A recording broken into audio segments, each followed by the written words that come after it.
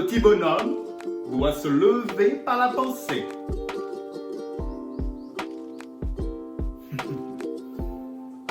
Ce petit bonhomme doit se lever par la pensée.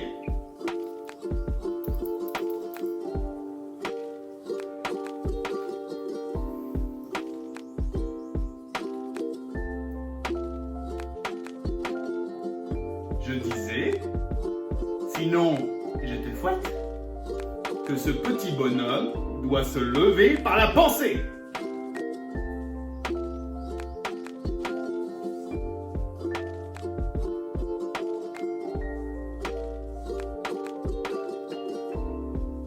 Et ben voilà, c'était pas compliqué. Salut, tu veux devenir magicien? Cette vidéo est faite pour toi. Je vais t'apprendre un tour de magie. Pas n'importe quel tour de magie, mais mon premier tour de magie. Ce premier tour, je l'avais appris, j'avais 10 ans, par ma grand-mère. Et oui, je fais hommage à ma grand-mère dans cette vidéo. Ok, passons les détails. Ce que je veux dire, c'est que dans cette vidéo, tu vas apprendre par une démonstration le tour, et ensuite je finirai par des explications. Tu verras que par la suite, dans mes prochaines vidéos, je ferai 3 niveaux de magie. Dans ces 3 niveaux, il y aura le premier niveau qui est le niveau 1. Ce premier niveau, c'est des tours qui sont débutants, où tu commences la magie, et c'est simple à réaliser pour ces tours-là. Ensuite, il y aura le niveau 2, ce que j'appelle le niveau intermédiaire. Ce niveau intermédiaire, c'est quand tu maîtrises un peu plus la magie, mais que tu manques encore un peu de dextérité, mais bon, tu maîtrises un peu la magie, voilà, tu voudrais aller un peu plus loin, et tu connais la magie. Voilà, t'es magicien, mais voilà, t'es magicien.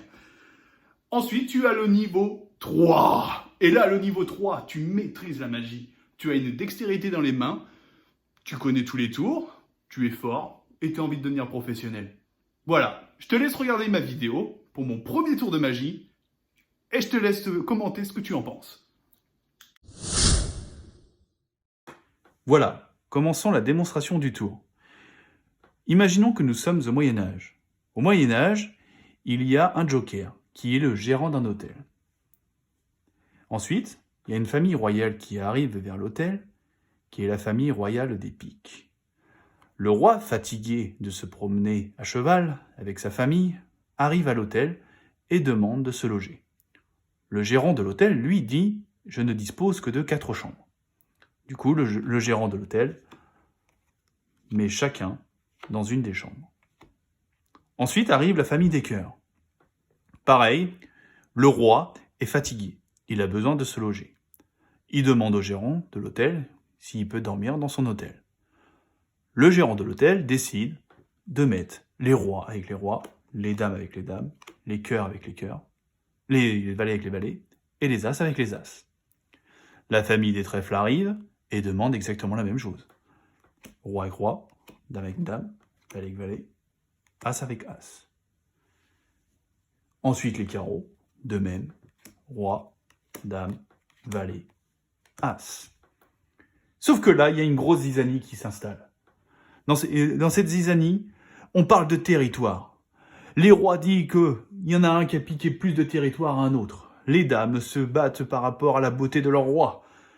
Et les valets et les as, vous pouvez inventer, là j'en ai pas d'idée. Du coup, le gérant de l'hôtel décide de résoudre ce problème. Pour résoudre ce problème, on a besoin d'un spectateur. Pour le coup, je n'ai pas de spectateur. Je demande au spectateur de couper le jeu. On coupe le jeu comme ceci, par exemple. S'il veut, le spectateur peut recouper de nouveau. Il recoupe. Encore une fois. Et voilà. Et du coup, la solution du gérant de l'hôtel est de mettre chacune des familles par leur symbole royal. C'est-à-dire les cœurs avec les cœurs, les trèfles avec les trèfles, les carreaux avec les carreaux, et les piques avec les piques. Et voilà. Alors, pour les explications de ce tour, c'est très simple. Vous expliquez que vous êtes par exemple au Moyen-Âge, comme moi j'ai pu l'évoquer, mais vous pouvez très bien adapter à votre façon, et qu'il y a un gérant d'hôtel qui est le Joker. Alors moi j'ai pris le Joker, quand on voit une petite tête sur cette carte, et je trouve ça plus représentatif. Ensuite, vous expliquez qu'il y a une famille royale, donc par exemple les Piques, qui vient se loger dans l'hôtel. Alors, la famille vient avec le valet, la dame, l'as et le roi. Alors, n'importe quel ordre suffit, vous pouvez le mettre comme ceci, par exemple, ça n'a absolument pas d'importance. D'accord? Vous dites qu'ensuite, bah voilà, le gérant de l'hôtel veut bien les loger, mais il dispose que de 4 chambres. Donc, le gérant les dispose comme ceci, chacun dans une chambre. Ensuite, pour les carreaux, pareil, donc là, les dames avec les dames, les valets avec les valets, les as avec les as, les rois avec les rois. Pour les cœurs, pareil. Voilà. Et les trèfles, pareil. Bien. Et ensuite, vous expliquez que voilà, il y a une zizanie qui se crée dans l'hôtel parce que c'est des familles différentes. Alors moi, j'ai expliqué que c'était une suite à des problèmes de territoire, car voilà, je trouvais ça plus judicieux, puis plus réaliste, je dirais, pour expliquer l'histoire. Bien sûr, c'est à vous d'adapter, vous pouvez très bien prendre l'histoire que je raconte, mais c'est vous qui voyez. Ensuite, donc le gérant de l'hôtel en a marre d'avoir ce bazar. Qu'est-ce qu'il fait? Eh ben, il décide de séparer les familles, de trouver une solution. Je vais y arriver, excusez-moi.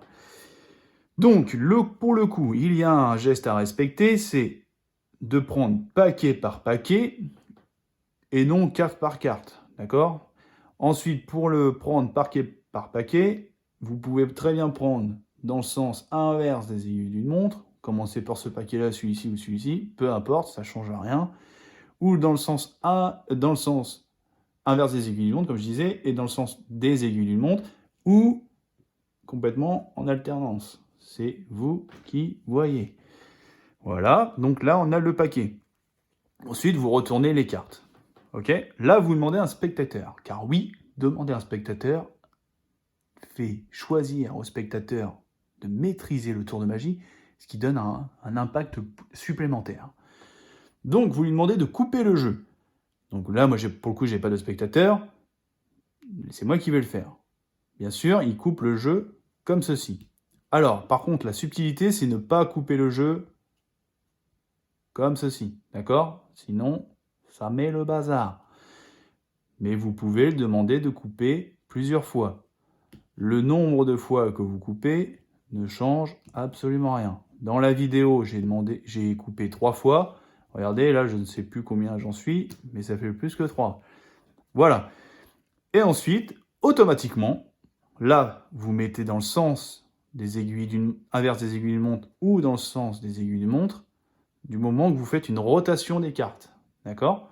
Et là, vous retournez les cartes et automatiquement, toutes les cartes vont se mettre ensemble. C'est-à-dire les cœurs avec les cœurs, les trèfles avec les trèfles, les piques avec les piques et les carreaux avec les carreaux. Voilà, c'était un tour de magie qui était simple, automatique. Et si, comme je disais, et si tu es débutant et que tu souhaites apprendre un tour de magie, je pense que ce tour-là pour débuter est sympa. Voilà, donc j'espère que cette vidéo t'a plu. Je te laisse mettre un petit pouce bleu sur ma vidéo, de mettre un commentaire pour dire ce que tu penses de ma vidéo, partage, puis bah maintenant c'est à toi et amuse-toi. Salut!